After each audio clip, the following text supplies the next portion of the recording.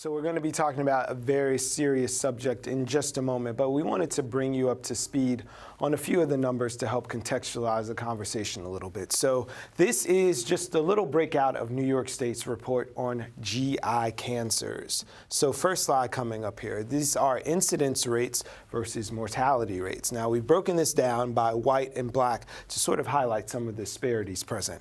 So according to the state cancer profiles, 45.6% of the incidence of these GI cancers were reported for white people.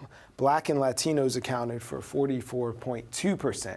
Now, these rates are almost statistically the same, but if we turn our lens and look at the mortality rates, you'll see that 15.7% of whites actually succumb to these diseases, while 19.3% of Black and Latino people die after getting that cancer diagnosis. So this is based on a mortality rate of per 100,000, as well as the incidence rate per 100,000. Going to take you a little bit deeper looking into Kings County. Now, between the years of 2009 to 2013, the total incidence, that's this number represented in blue, was about 432 in the white community, 365 for Black and Latinos, for a total of about 1,138 of the incidents reported. Again, the number in white is the death adjusted for population. 149 whites died from these cancers, 159 blacks, and that made for a total of 436 folks. Again, you can see the incidence rate is slightly higher here, but the death rate was slightly higher for Blacks and Latinos in our community here in Kings County. Now, the rate of new cases, this is something interesting. There's a little asterisk here pointing to New York City. For the purposes of this, we're looking at 61% of Black males in Brooklyn versus 59% of New York City, which is the other four boroughs without taking Brooklyn into account, as we've broken that out. So 61% of Black males in Brooklyn, outpacing the rest of the males in New York City by a slightly higher percentage. If we're looking at Black women, they're faring a little bit better here in Brooklyn. 46% of females who are Black in Brooklyn versus 48% in the other four boroughs. So that's a number we'd like to see continue to go down, and we'll talk about that and a lot more with our guests in the A block.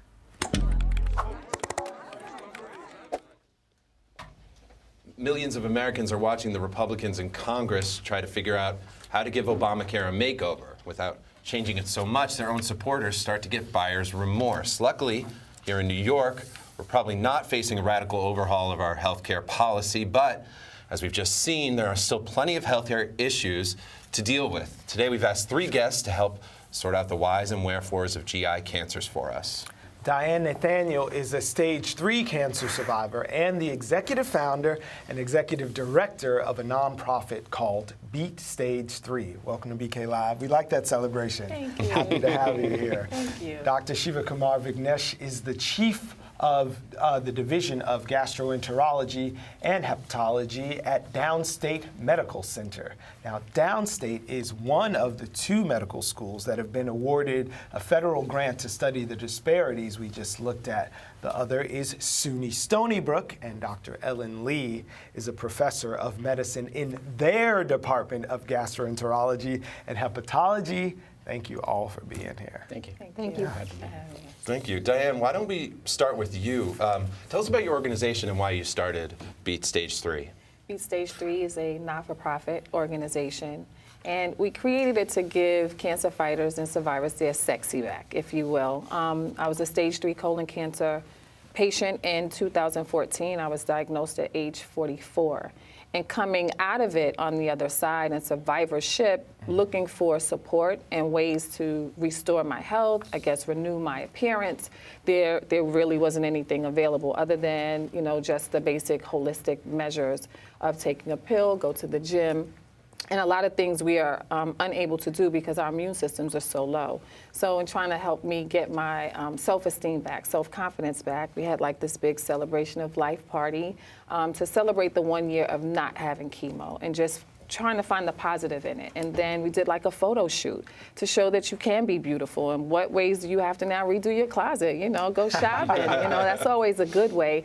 But then to find some holistic measures to put in your body and share those things with the community and other cancer fighters and survivors. So after the party, I said, let's take this show on the road. Let's share this with other folks, along with community awareness, but cancer awareness about how to stay healthy after being affected with cancer. So Dr. Vignesh, how do we head this off at the pass? As happy as we are to have people on the other side getting their sexy back, we'd like to head it off before it even gets to that point.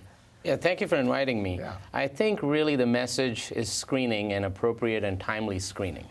And we've been trying for the last few years to get the message out to the community that all comers should be screened with either a colonoscopy, and if not a colonoscopy, a stool test called the fecal immunochemical test. It's a test in the bowel movement at age 50. Okay. Now, for African Americans, the age is 45. Okay. And the American College of Gastroenterology has in their guideline that African Americans should begin screening at age 45.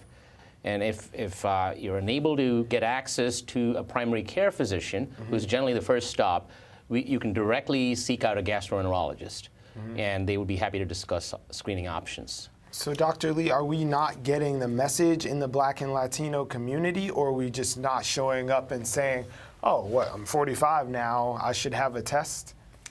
Well, I think there are two aspects of this. One, not all the primary care physicians are aware that you might want to consider screening African Americans 5 years earlier than the general population. The other thing is we aren't getting the word out to the patients. And the third barrier is cost. So so for underinsured patients, we want to make aware that there is cancer services programs that are based in Brooklyn as well as other parts of New York. Right. And where if you don't have insurance, you can get for free a fecal test. Right. The thing is, if it turns positive and it's testing for blood that you can't even see, they will then get you a free colonoscopy. Okay. So cost should not be a barrier, and we should get that message out. Can we talk a little about the collaborative research initiative between Downstate and SUNY, Brook, Doctor? Yeah, it's been a great collaboration, and Dr. Lee has really pushed this collaboration along with myself and Dr. Salifu. We're building a consortium where we can study all the clinical features and the histological features of colon cancer and some other GI cancers to better understand what differences are between other population versus our population. Our population that we serve is unique in that it's 90% African American and Afro-Caribbean. Right. And we've already done some research on the patients we've already taken care of.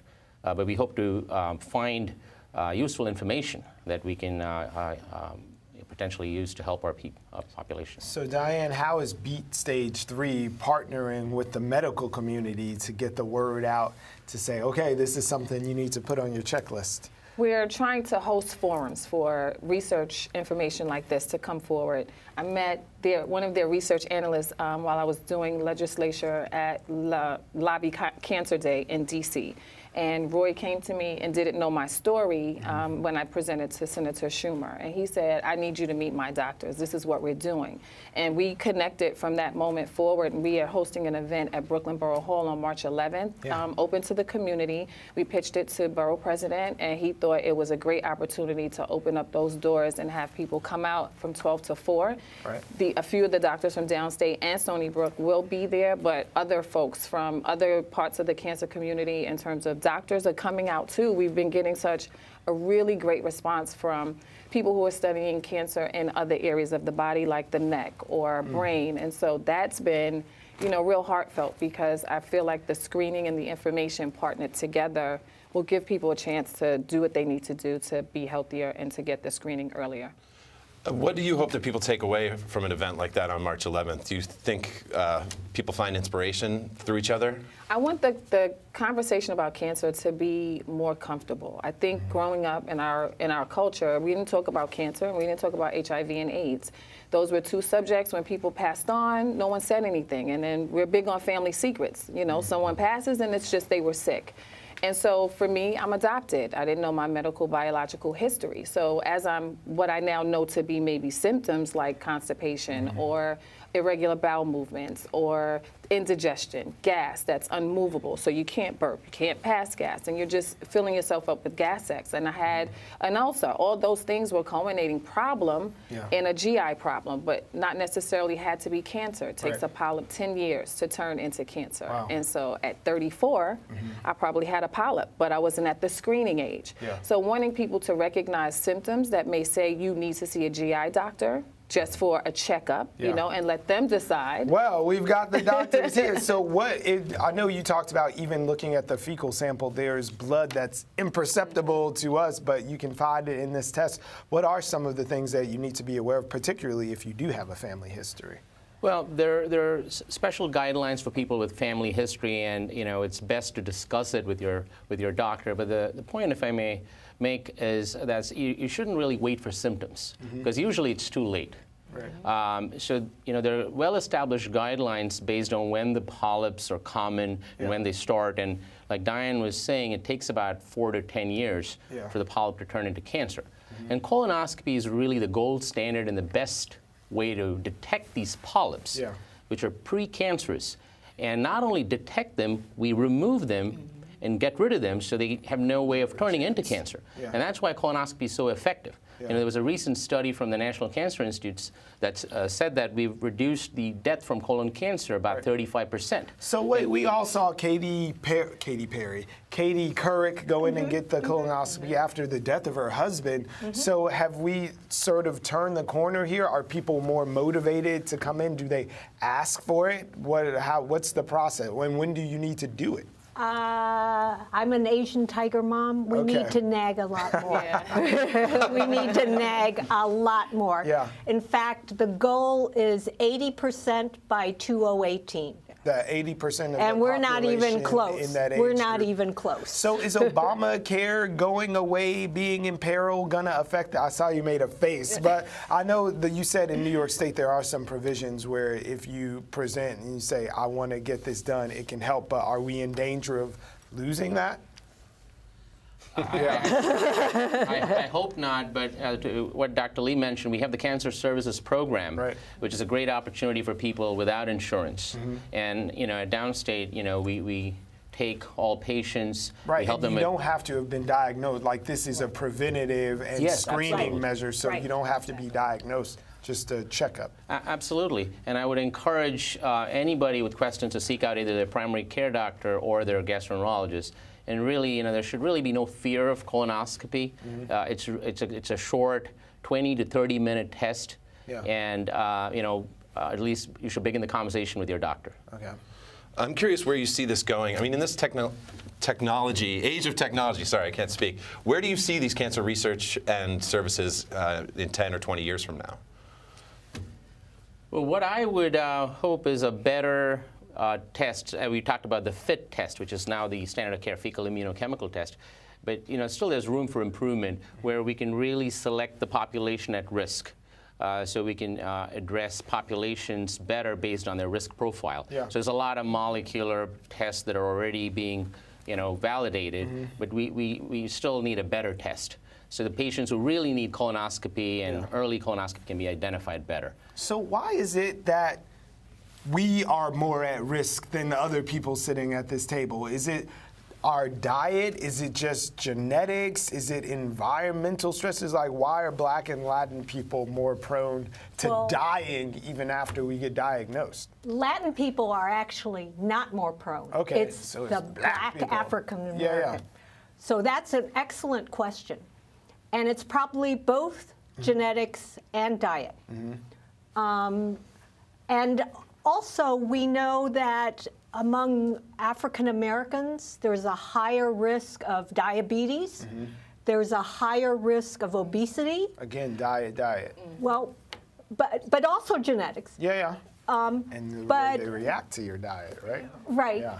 But then we know diabetes and obesity is a risk for colon cancer. Okay. So the question is, can you intervene if we control diabetes better? If we controlled obesity better, could we reduce the risk? So these are the questions we're trying to answer. Are there environmental factors that play into this? Probably what you eat. Okay. So smoking is big for all cancers, Right. and red meat, barbecued meat, has been specifically pointed out. You're But just life not is supposed to eat short. red meat. Life is short. So it's a cost and benefit analysis. Moderation? Did you say never eat red meat? No. I mean, that's not realistic. Life is Moderate. short. And very important to point out benefits of exercise. Yeah. So a sedentary lifestyle itself is a risk factor. Right. So, eating more fruits and green leafy vegetables and getting aerobic exercise daily.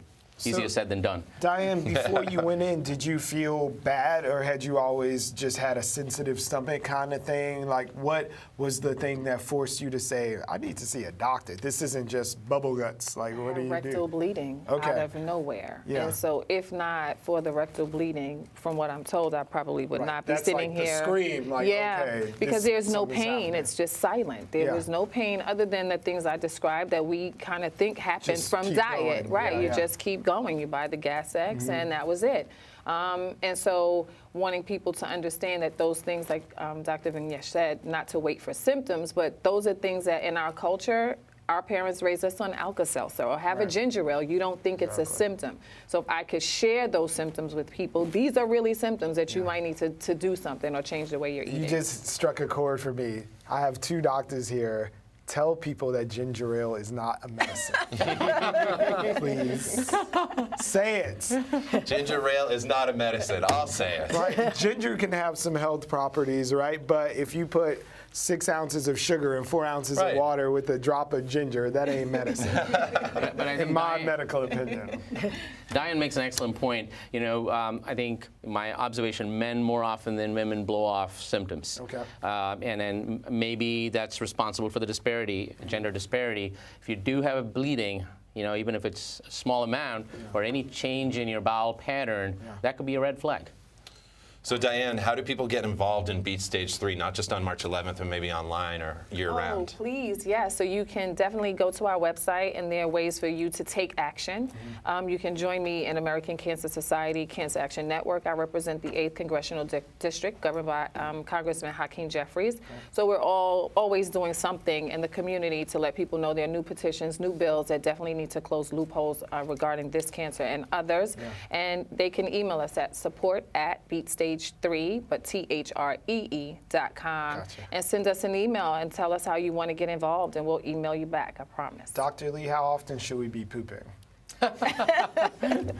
It runs the gamut. There's no normal pattern. I Okay. mean, so you can't go by that. But a change in pattern, you might want to pay attention Okay. to. Thank you for keeping us aware, Be keeping us looking out. honest. We really appreciate you 3 being on the show. Thank you very much for being here. Thank you.